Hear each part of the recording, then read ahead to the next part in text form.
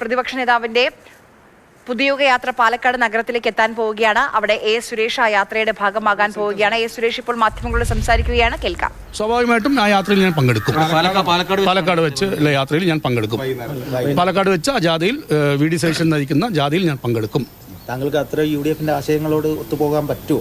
അല്ല, ഞാൻ എൻ്റെ സ്വന്തം നിലപാട് ഇപ്പോഴും കാത്തുസൂക്ഷിക്കുന്ന ആളാണ്. കാരണം ഇടതുപക്ഷ മനസ്സ് കേരളത്തിലുണ്ടാവണം. ഇടതുപക്ഷം ശോഷിക്കാൻ പാടില്ല, ഇടതുപക്ഷത്തിന് മൂല്യച്യുതി സംഭവിക്കാൻ പാടില്ല എന്ന് വിശ്വസിക്കുന്ന ആയിരക്കണക്കിന് ആൾക്കാരിൽ ഒരാളാണ് ഞാൻ. ആ മൂല്യച്യുതിക്ക് സംഭവിച്ചാൽ പാർട്ടി ഉണ്ടാവും, ജനങ്ങളുണ്ടാവില്ല. സ്വാഭാവികമായിട്ടും പാർട്ടിക്ക് മൂല്യച്യുതി സംഭവിച്ചിട്ടുണ്ടെന്ന് ഞാൻ പറഞ്ഞതല്ല. കഴിഞ്ഞ തദ്ദേശ തെരഞ്ഞെടുപ്പിൽ തോൽവിക്ക് ശേഷം പാർട്ടി സംസ്ഥാന കമ്മിറ്റി വിലയിരുത്തിയ കാര്യമാണ് ഞാൻ പറയുന്നത്. പാർട്ടിക്ക് ഒരുപാട് മൂല്യശോഷണം സംഭവിച്ചിട്ടുണ്ട്, പാർട്ടി സഖാക്കൾക്ക് ഒരുപാട് തെറ്റുകൾ സംഭവിച്ചിട്ടുണ്ട്. തിരുത്തൽ പ്രക്രിയ നടക്കണമെന്ന് പറഞ്ഞ ഞാനല്ല, പാർട്ടി സംസ്ഥാന കമ്മിറ്റിയിലെ രേഖയിൽ തന്നെ പറയുന്നുണ്ട്.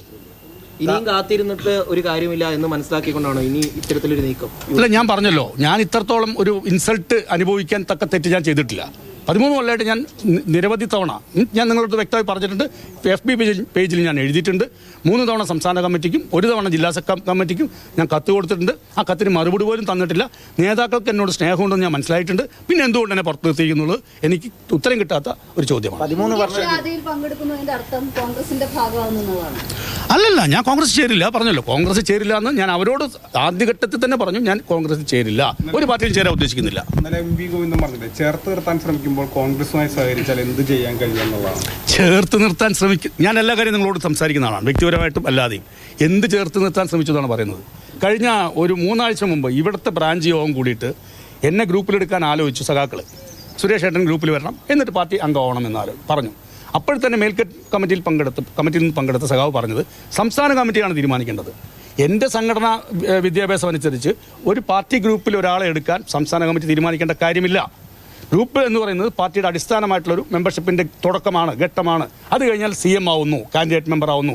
അത് കഴിഞ്ഞാൽ PM ആവുന്നു, പാർട്ടി മെമ്പർ. ഇതാണ് പാർട്ടിയുടെ സംഘടന അറിയുന്നവർക്ക് മനസ്സിലാവുന്ന കാര്യം. ഞാനും അതാണ് പഠിച്ചത്. ഞാൻ എൻ്റെ ജനിച്ച കാലം മുതൽ ഞാൻ പാർട്ടി കുടുംബത്തിൽ ജനിച്ചതുകൊണ്ട് എനിക്ക് പാർട്ടി സംഘടന അറിയാം, പാർട്ടി വിദ്യാഭ്യാസമുള്ള ആളാണ്. അതുകൊണ്ട് ഗ്രൂപ്പിലെടുക്കാൻ സംസ്ഥാന കമ്മിറ്റി തീരുമാനിക്കണമെന്ന് പറഞ്ഞാൽ വിഡ്ഢിത്തരം പറഞ്ഞു പോയ ആളാണ്. അത് കഴിഞ്ഞ് പ്രതിഷേധിച്ച് ആ കമ്മിറ്റി ആളുകൾ ഇറങ്ങിപ്പോയി, എൻ്റെ വീട്ടിലേക്ക് വന്നു. അവരെന്നോട് പറഞ്ഞത്, സുരേഷ് ഏട്ടാ, ഞങ്ങൾ ഈ പാർട്ടി പ്രവർത്തിക്കുന്നില്ല. ഞാൻ അവരോട് പറഞ്ഞത്, നിങ്ങൾ എനിക്ക് വേണ്ടി വാദിക്കണ്ട, ഇനി ഞാൻ ഈ പാർട്ടി സംവിധാനത്തിലേക്ക് നിങ്ങൾ എനിക്ക് വേണ്ടി ബുദ്ധിമുട്ടണ്ട, എനിക്ക് വേണ്ടി നിങ്ങൾ പഴി കേൾക്കണ്ട എന്ന് ഞാൻ അവരോട് പറഞ്ഞാണ്. നടന്ന സംഭവം അന്വേഷിച്ച് നോക്കൂ.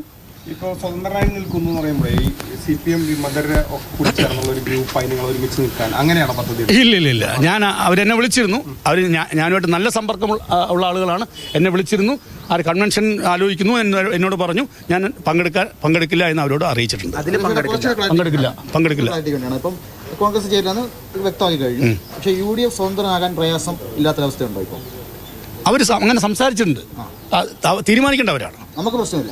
ഞാൻ എന്നോട് ആദ്യഘട്ടത്തിൽ തന്നെ പറഞ്ഞതാണ്, ഞാൻ അവരോട് പറഞ്ഞാണ്, ഞാൻ കോൺഗ്രസ് ചെയ്യില്ല. അത് വേണ്ട, സുരേഷിന് എന്താണോ താല്പര്യം അതനുസരിച്ച് ഞങ്ങൾ സംവിധാനം ഉണ്ടാക്കി തരാം എന്ന് പറഞ്ഞു. ആലോചിക്കട്ടെ എന്ന് പറഞ്ഞിട്ടുണ്ട്. അവർ സംസാരിച്ചത് ഉന്നത നേതാക്കൾ തന്നെയാണ്. പേര് ഞാനിപ്പോൾ ഡിസ്ക്ലോസ് ചെയ്യുന്നില്ല. പ്രയാസമില്ല പറയാം.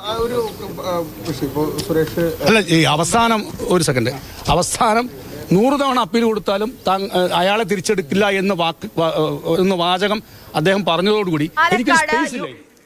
കാര്യങ്ങൾ ക്രിസ്റ്റൽ ക്ലിയർ ആണ്. പാലക്കാട് എ സുരേഷ് VSന്റെ സന്തത സഹചാരി, VSന്റെ നിഴൽ UDF വിസ്മയമാകാൻ പോവുകയാണ്. ഇന്നത്തെ യോഗത്തിൽ പങ്കെടുക്കും. മത്സരിക്കുന്നതിൽ തനിക്ക് യാതൊരു എതിർപ്പുമില്ല, തീരുമാനിക്കേണ്ടത് കോൺഗ്രസ് പാർട്ടിയാണെന്ന് കൂടി സുരേഷ് പറഞ്ഞു വെക്കുന്നു.